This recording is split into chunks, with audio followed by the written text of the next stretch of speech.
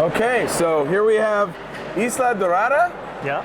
Okay, and you are Philippe from Funforge. from Funforge. Philippe is from Funforge. So Philippe, tell us about Isla Dorada. Okay. So, what is Isla Dorada? What is it? It's what we call an auction adventure game.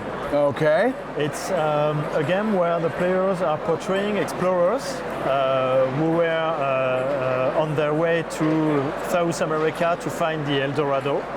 And their Zeppelin, it's during the 30s, the Zeppelin has crash landed on an unknown island in the middle of the Atlantic Ocean. Okay. And while they are on the island, they met the natives of the island who tell them that since many centuries and since the ages, a lot of people have come to the island and disappeared.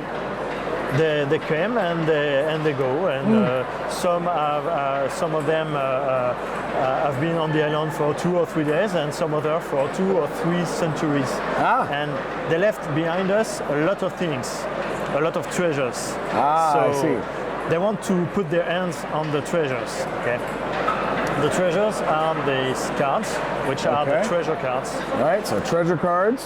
Treasure cards. There are 6 kind of treasures, All right. and they are hidden everywhere on the island. All right. But the island is also very dangerous, and the players will have to move all together.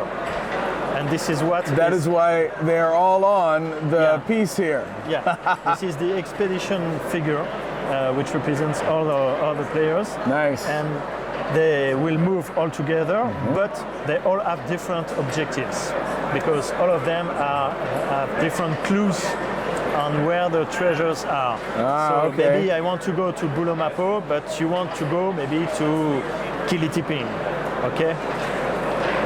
But that's not where it stops. We have also received a curse when we landed on the island, which is these are the curse cards, which indicates a location and the number of points that we will lose if we go to this site. Okay, so these are the sites that we want to avoid. I see. Okay, and we also have a destiny because we all have destinies. Okay, these are the destiny cards. Okay. These cards are all different, and this is a secret objective that you will try to fulfill during all the game. Okay. It's hard and long, but it will reward you with a lot of points. I see.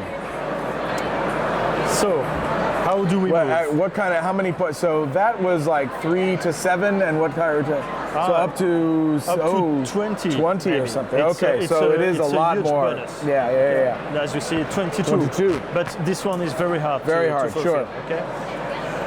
So, to move the expedition, there is a bidding mechanic. Okay. And the players will receive adventure cards, which are these cards with the compass on them. And in the adventure cards, there are beasts of burdens. Each kind of beast of burden will allow the player to take a certain type of path. There are the jungles, the desert, the mountains, the water, the sea, the rivers, and the lake, and the air. You can also travel by air. Okay. For instance, the yaks are the cards that will allow you to move through the mountain. And the type of road is up here in the upper left corner. Absolutely. It's a mountain. The gonogos, which are the gorillas of Isla Dorada, will allow you to move through the jungle. This is great art on all of these cards, by the way. Ooh, pretty. That's Dirk. The camels will allow you to move through the desert. Surprise, surprise. Yeah, surprise. The zeppelin will allow you to move through the air. Okay. So now, is there an air, or is air just you can go from? When you are moving, you can go only to the neighboring site. Okay. Unless if you are moving by air, you can go anywhere on the island. Okay, I figured you don't have air paths, so no, you just fly. Sure. Okay, good to know. but these cards are pretty expensive because you have to pay gold to play them. Okay. And you start the game with gold, with 10 gold, Okay. and that will be all the gold you will receive during the game. Once gold is paid, you have lost this gold coin. Okay. So you will have to pay wisely. So there are different kind of these cards, and you will have them in your hand, and they will allow you to bid. Okay. For instance, if I want to move from this side to Kilitiping, I will propose to go to Kilitiping for. I can start with 0. Okay. But I can say I will propose to go for 2, which means I have 2 gonogos in my hand. I must be able to pay my bid. Okay. I cannot lie. I cannot. You will bid. You will propose maybe another destination, and you will eventually win the bid. If you win the bid, you become the new expedition leader. You receive this token, which means that you are the expedition leader. Nice. That's good. You will move the expedition to the site that you have chosen to go to. You place a marker there to tell that you have visited this site. Indicate there, yeah. You can go several times to the same place. Oh, okay. It's no problem. Interesting. Okay? And you will play the cards that you have to play. Treasures, curse, and so on. Okay? At the end of this turn, you will draw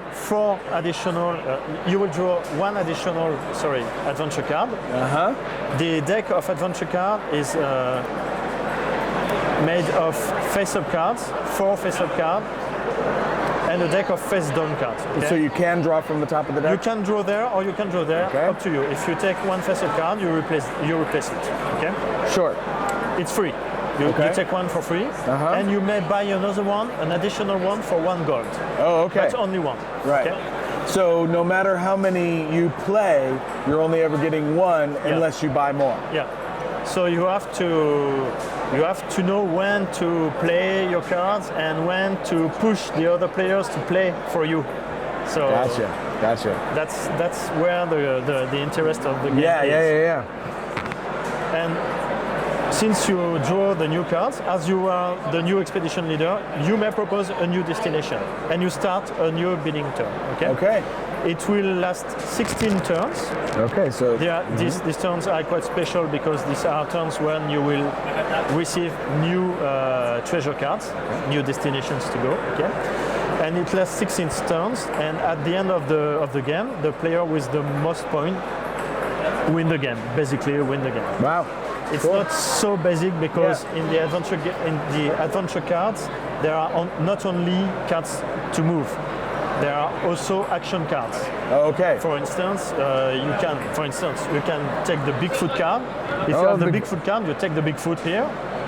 Clever guy. Very nice. And he will block a road. Which one you want? You can place it here or here. So anywhere, okay. It will block this road until another player will be able to move the Bigfoot again by drawing a Bigfoot card. He must move it to another place. Okay. And the sea monster does the same, but for the water pass. Water points. Okay. You have all kinds of cards that will allow you to steal cards from other players, to add bonus to your treasures, to curse the other players, and so on. Cool. So basically, this is how it works. It's quite simple, but it relies on the interaction between people during the bidding phase. So then at the end of the game, we have the treasures that we've collected. Yeah, exactly. Plus, if we've reached our goal cards. Yeah. Minus your curse cards, and each gold values 1. Valued 1 as well. Okay.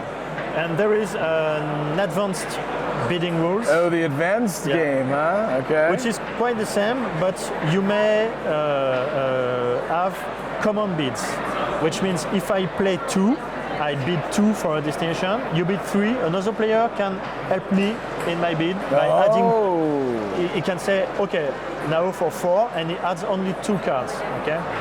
But you will be friend for this turn, and probably you will be friend with another one at the next enemies turn. at another time, Yeah. right? Oh, that's excellent. So it's kind of a collaborative game, but it's not really...